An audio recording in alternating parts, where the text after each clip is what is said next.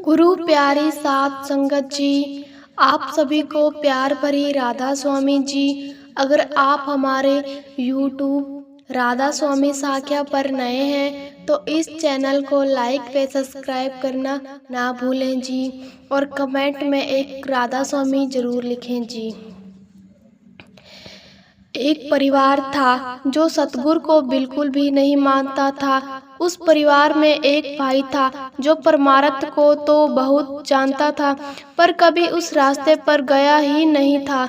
एक दिन वह भाई अपने खेतों में गया हुआ था। खेतों में क्या देखता है कि वहाँ पर एक बुजुर्ग बैठे हुए हैं। जब खेतों में जाता है तो उसने जाकर पूछता है कि बुजुर्ग जी, मैंने आपको पहले कभी यहाँ पर नहीं देखा, यह आप मेरे खेतों में क्या कर रहे हो? तो बुजुर्ग कहने लगे कि बेटा, मैं तो तेरे ही इंतजार कर रहा था, आज तूने बहुत देर लगा दी। तो वह भाई कहने लगा कि मुझसे क्या बात करनी थी? तो वह भाई से कहने लगे, बैठो, मैं तुम्हें एक बात कहना चाहता हूँ। बुजुर्ग कहने लगे, बेटा, तुम्हें रोज देखता हूँ, बड़े सालों से देख रहा हूँ कि तुम बस काम काज में ही लगे रहते हो।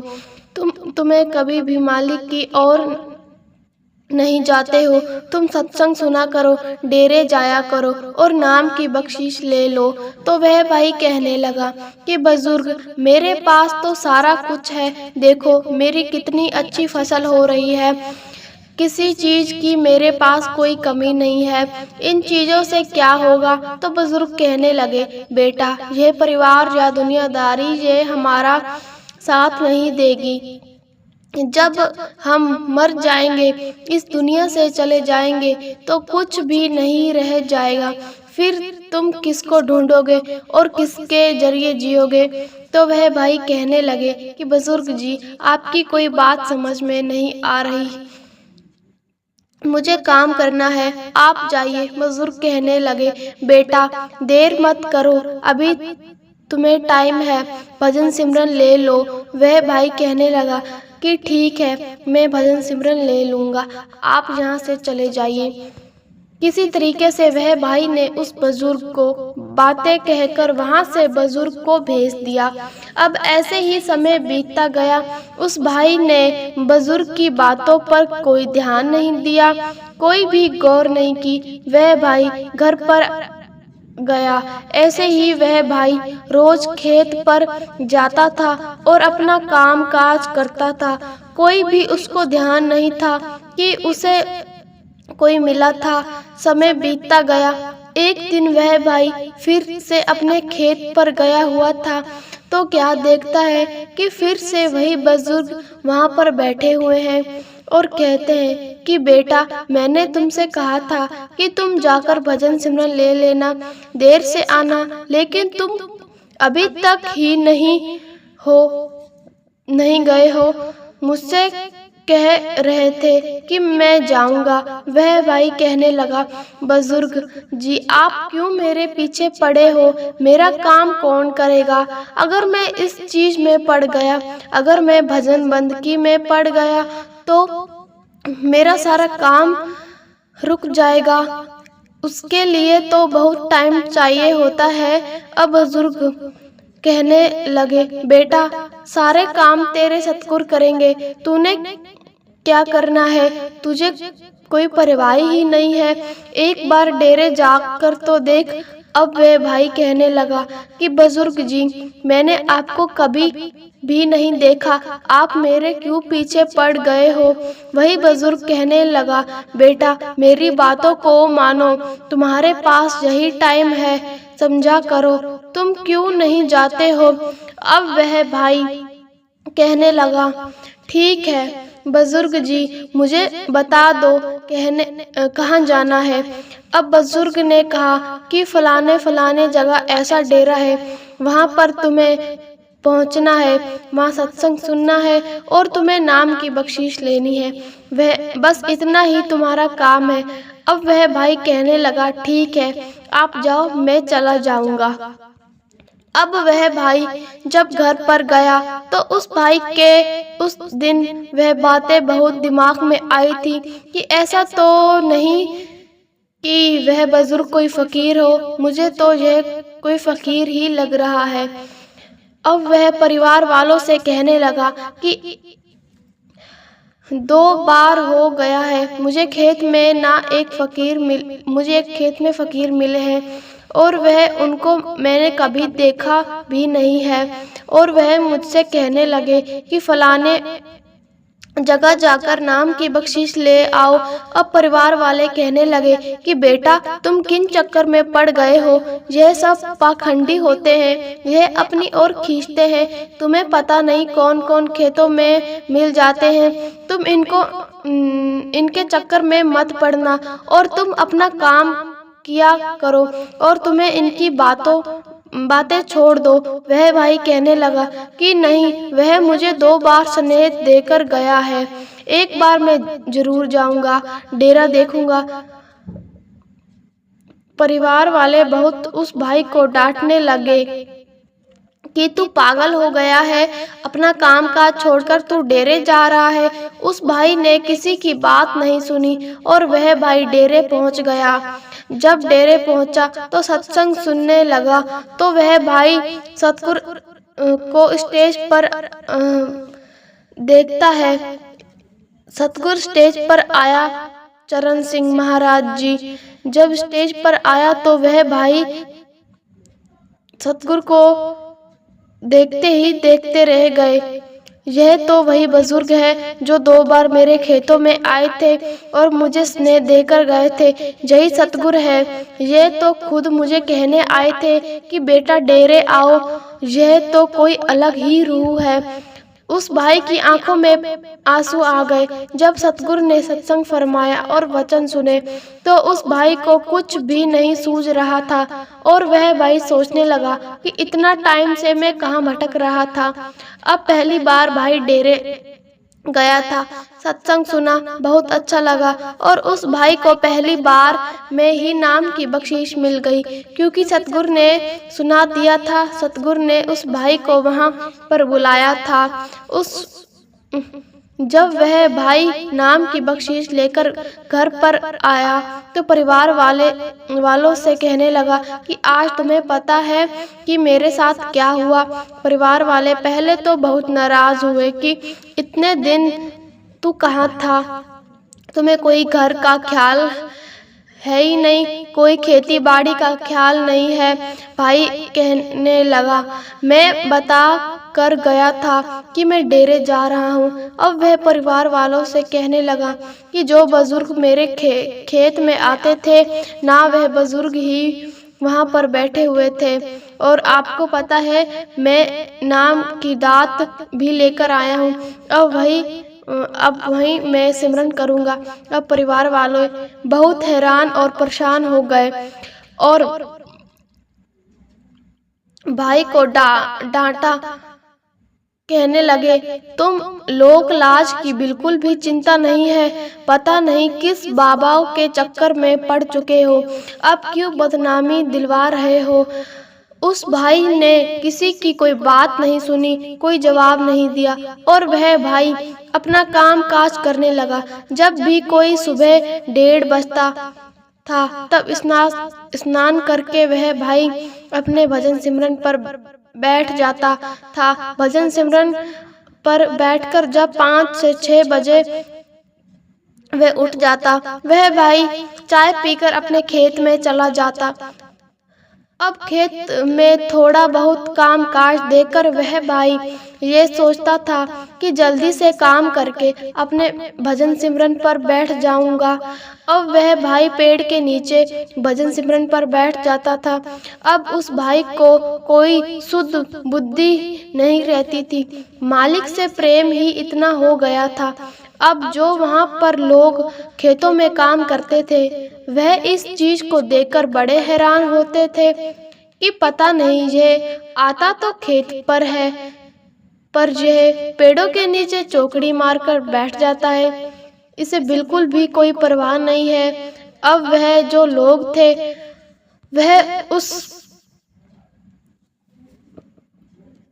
परिवार को घर जाकर कहने लगे, आपका बेटा है ना, वह खेत में जाकर कोई काम काज नहीं करता, वह बस चौकड़ी मारकर एक पेड़ के नीचे बैठा रहता है। जब यह चीज परिवार वालों ने सुनी तो फिर से उस भाई को बहुत डांटा, बहुत भला बुरा सुनाया। कुछ नहीं कर सकते हो, पता नहीं कौन सा तुमने नाम ले लिया है, क्या करते हो, सुबह यहाँ पर भी बैठे रहते हो, वहाँ पर भी बैठे रहते हो,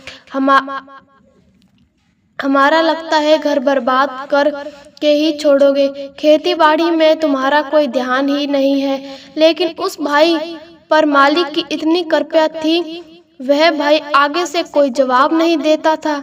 ऐसे ही समय बीतता गया। उस भाई को दुनिया वालों भी बातें करने लगे, घर वाले भी बातें करने लगे कि तू पागल हो गया है। एक दिन उस परिवार में पाठ पूजा थी जो 3 दिन चलनी थी। अब वह परिवार वाले उस भाई से कहने लगे कि ऐसे ऐसे हमारे घर पूजा है, तुम्हें तो कोई काम नहीं है। अब यह जो तुम सुबह ही उठकर अपने भजन सिमरन पर बैठ जाते हो, यह मत करना, और जो भी घर का काम काज है वो बड़े ध्यान से करना, सेवा करना, यही काम आएगा। वह भाई कहने लगा, ठीक है। अब घर में पूजा पाठ होना शुरू हो गया, सारा बंदोबस्त हो गया। जब बहुत सी तैयारियां हुई, जब पाठ की सेटिंग हुई, सभी लोग बैठे सब लोग पाठ सुनने लगे। अब जब रात के 1-1:30 बजे तो उस भाई ने क्या किया, अपना स्नान करके जिस कमरे में पाठ रखा हुआ था उसी कमरे में वह भाई भजन सिमरन पर बैठ गया। जब भजन सिमरन पर बैठा तो एक भाई पाठ की ड्यूटी थी 2 बजे से, तो जब वह भाई 2 बजे अपना स्नान करके अपने पाठ पर आया तो अंदर क्या देखता है कि एक भाई अपने ऊपर कपड़ा लपेटकर पूरा मुंह लपेटे हुए भजन बंद की कर रहा है। अब भाई अपनी पाठ करने लगा, अपना बोलना था वही बोलने लगा जो बोलना था, उसको पढ़ने लगे। 4 बज गए। उस भाई की ड्यूटी समाप्त हो गई। जब ड्यूटी समाप्त हो गई तो वह भाई क्या देखता है कि 2 बजे से 4 बजे बज चुके हैं और वह भाई बिल्कुल भी हिला डुला नहीं है। ऐसी कौन सी भजन बंदगी कर रहा है। अब उस भाई को बहुत अच्छा लगा। उसे लगा कि यह भाई अब उठता है जब 6 बजे, तो भाई उठ गया। जब उठे तो वह जो पाठ साहब थे, जो भाई पाठ कर रहा था, वह कहने लगे कि भाई इतनी बड़ी तुम्हारी चौकड़ी है, कैसे बैठे रहते हो। मैं तो 2 बजे से तुम्हें देख रहा हूँ कि तुम ऐसे ही बैठे हुए हो, बिल्कुल भी हिले डुले नहीं हो। इस चीज को देखकर मैं बड़ा हैरान हूँ। तो वह भाई कहने लगा कि बस मालिक की कृपा है, जितना टाइम वह बिठा देता है बैठ जाता हूँ। तो वह भाई अपना चाय नाश्ता करके फिर से खेतों पर चला गया। ऐसे ही समय बीतता गया। जब दूसरे दिन 8 का तो फिर से वह भाई 1 बजे अपना स्नान करके उसी कमरे फिर से बैठ गया। अब उस भाई की फिर से 2 बजे से ड्यूटी थी। ऐसे ही उस भाई ने फिर देखा कि यह भाई तो 6 बजे तक उठता ही नहीं है। उस दिन वह भाई ने सोचा कि आज मैं इस भाई से जरूर पूछूंगा कि आखिर इतना टाइम यह कैसे बैठ लेता है। अब भाई अपने पाठ से उठा तो फिर उसने उस भाई के पास बैठ गया। जब 6 बजे तो वह भाई उठकर जा ही रहा था तो पाठी भाई ने भाई का हाथ पकड़ लिया और कहने लगे, भाई आज मुझे तुम्हें कुछ पूछना है तुमसे। बस मुझे यह बता दो कि कौन सा ध्यान जपते हुए तुम्हारी इतनी बड़ी चौकड़ी है। तो वह भाई कहने लगा कि ऐसा है कि जो भी बात करनी है ना तुम खेत पर आ जाना, मैं खेत पर जा रहा हूँ, वह सारी बातें मैं तुम्हें बता दूंगा। अब वहाँ भाई तो खेत पर चला गया। अब जो पाठी साहब थे वह परिवार वालों से कहने लगे कि जो तुम्हारा बेटा है वह खेत पर गया है, कहाँ पर आपके खेत है। तो परिवार वाले कहने लगे भाई तुम्हें क्या काम है उससे। तो वह भाई कहने लगा कि मैं तो हैरान हूँ उस भाई को देखकर, 2 बजे से 6 बजे तक उसकी कितनी अच्छी चौकड़ी है कि वह हिलता डुलता ही नहीं है, पर उस भाई ने मुझे कुछ बताया ही नहीं है। आज मैं उस भाई से बातें कुछ पूछने के लिए जा रहा हूँ। परिवार वाले इस चीज को सुनकर बड़े हैरान हुए, लेकिन कहने लगे कि भाई वह तो पागल हो गया है, उसे कोई सिद्ध बुद्धि ही नहीं है, उसका काम काज में ध्यान नहीं लगता, बस इसी चौकड़ी की वजह से हम भी बहुत परेशान हैं। तुम क्यों उस पागल के चक्कर में पड़ रहे हो। वह पाठी साहब को सुनकर जय बहुत बुरा लगा और वह परिवार वालों से कहने लगा कि मैं इतना तो नहीं जानता कि चौकड़ी मारकर वो क्या करता है, पर जितना मैंने उसको अभी तक 2 दिनों में समझा है, मुझे तो वह कोई मालिक की प्यारी रूह लगती है और बहुत ही किस्मत वाले हो जो आपके घर में उस भाई ने जन्म लिया है। वे परिवार वाले कहने लगे देख देख आपका भी हाल वैसा ही है भाई, हम आपको नहीं समझा सकते। आप फलानी जगह खेत है, आप वहां चले जाइए। अब पाठी साहब खेत पर पहुंच गए और वह भाई क्या देखते हैं कि पेड़ के नीचे अपनी भजन बंदगी कर रहा था। पाठी साहब ने ये देखकर कहा है, बड़ी हैरानगी हुई, भाई उठेगा और मुझसे बात करेगा। अब जब वह भाई उठे तो क्या देखते हैं कि पाठी साहब पास में ही बैठे हुए थे।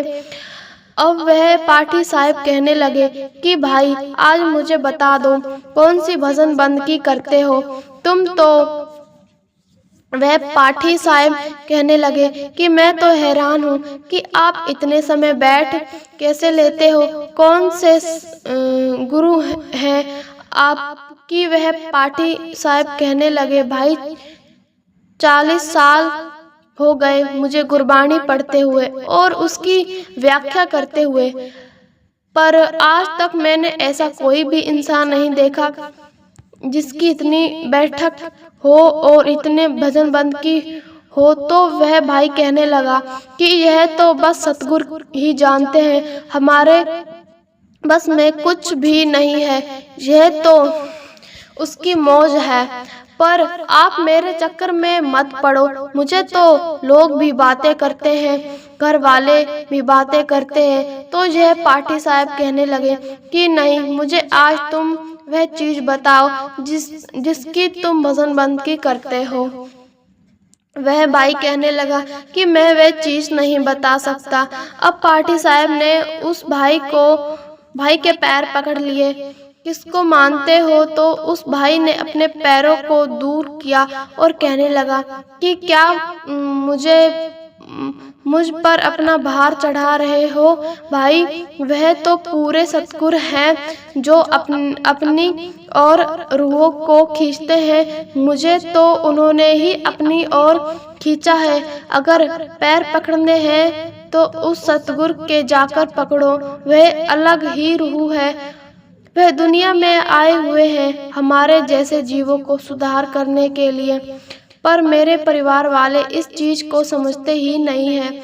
अब पाठी साहब को भी उस भाई की बातें पर बहुत ज्यादा भरोसा हो गया और वह कहने लगा कि कल तुम्हारे घर भोग है, समाप्त हो जाएगी पाठी की, तो तुम मेरे साथ एक बार डेरे जरूर चलना।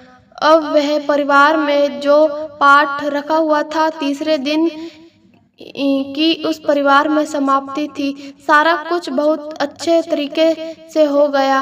अब जो पाठी साहब थे वह परिवार वालों से कहने लगे कि आपके घर में बहुत अच्छे से सारा कुछ हो गया, पर एक बात की आपके घर में बहुत ज्यादा कमी है। परिवार वाले कहने लगे कि भाई वह कौन सी कमी है? तो वह पाठी साहब कहने लगे, आपको पता है जो आपका बेटा है उसमें कितनी पावर है।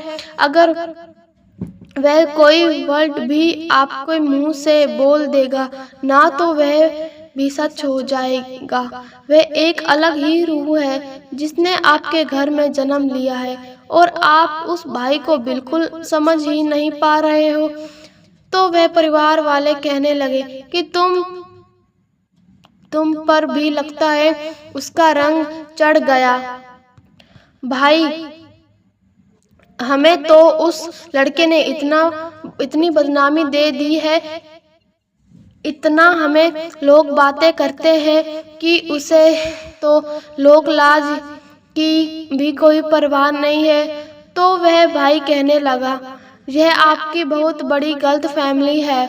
आपको इस बात का पता ही नहीं है कि जिस सतगुरु को वह मानता है, जो आपने पाठ पूजा घर में करवाई है, वह सब कुछ बाहर मुखी है। उसको करने से, उसको पढ़ने से मुक्ति कभी नहीं मिलेगी अगर हम सच्चे सतगुरु के साथ नहीं जुड़ेंगे। मुझे भी 40 साल हो चुके हैं पाठ करते हुए, लेकिन मैंने आज तक इस चीज को पकड़ा ही नहीं है। आज मेरी भी आंखें खुल गई। पता नहीं आपकी आंखें किस दिन खुलेंगी। जब समाप्ति हो गई, पूरा परिवार, जो लोग आए हुए थे, सब अपने अपने घर चले गए। अब वह पाठी साहब उस भाई से कहने लगे कि मुझे भी डेरे लेकर चलो। वह यह बात परिवार वालों ने सुनी तो फिर से बहुत नाराज हुए कि हम तुझे घर से निकाल देंगे अगर यह सब कुछ ही करना है। तुम बिल्कुल भी हमें खेतों में नहीं जाने देंगे। पता नहीं तुम्हारा दिमाग को क्या हो गया है। फिर से पाठी साहब ने कहा कि समझो, अपने बेटे को समझो, समझने की कोशिश करो। आप लोग क्यों नहीं समझ पा रहे हो?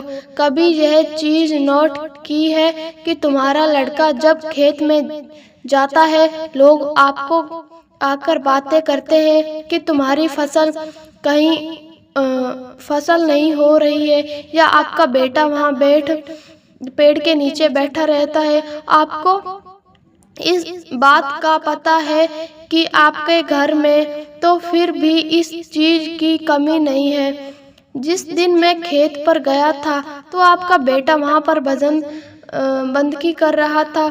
जब मैंने आपकी फसल को देखा तो इतनी सुंदर फसल थी और इधर उधर की फसलें थी, उनमें से रौनक आपकी ही फसल कर रही थी। और आप लोग कहते हैं कि आपका बेटा काम नहीं कर रहा।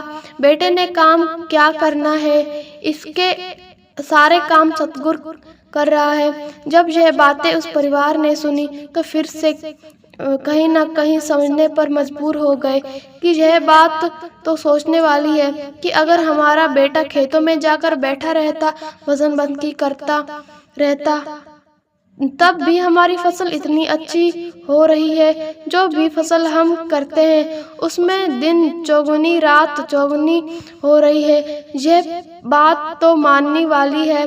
अब यह बातें जब परिवार वालों ने सुनी, उनके दिमाग पर थोड़ा बहुत असर हुआ। पाठी साहब वह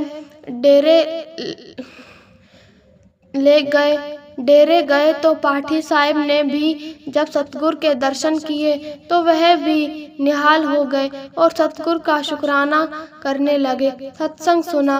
अब उस भाई से कहने लगा कि पाठ पूजा की है ना आज मैंने, अब सब कुछ पा लिया है।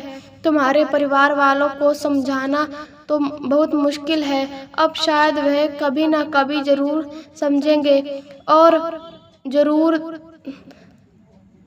ध्यान देंगे। मैं शुक्राना करता हूँ। तुम्हारा भाई कहने लगा, मेरा शुक्राना नहीं, मेरे सतगुरु का करो। तो पाठी साहब ने गुरु वाले बन गए। पाठी साहब भी गुरु वाले बन गए तो कहने लगे, मतबल सिर्फ इतना है कि सतगुरु जिसको आवाज लगाते हैं, जिसको पुकारते हैं, वहाँ खुद हाजिर नाजिर हो जाते हैं और अपनी ओर ले लेते हैं। पर ऐसे बहुत से परिवार हैं जो भी आजकल लोग लाज में पड़े हुए हैं, दुनिया की परवाह करते हैं। अगर घर में एक मेंबर सत्संगी है और बाकी सब किसी और को मानते हैं, तब भी लोग बातें करते हैं कि हमारी बदनामी हो रही है, हमें बुरा भला लोग कह रहे हैं। पर यह चीज़ें हमारे बस में तो ही नहीं है, क्योंकि मालिक की रूह तो वही बनेगी जिस जीव पर सतगुरु ने अपनी मेहर लगा दी। राधा स्वामी।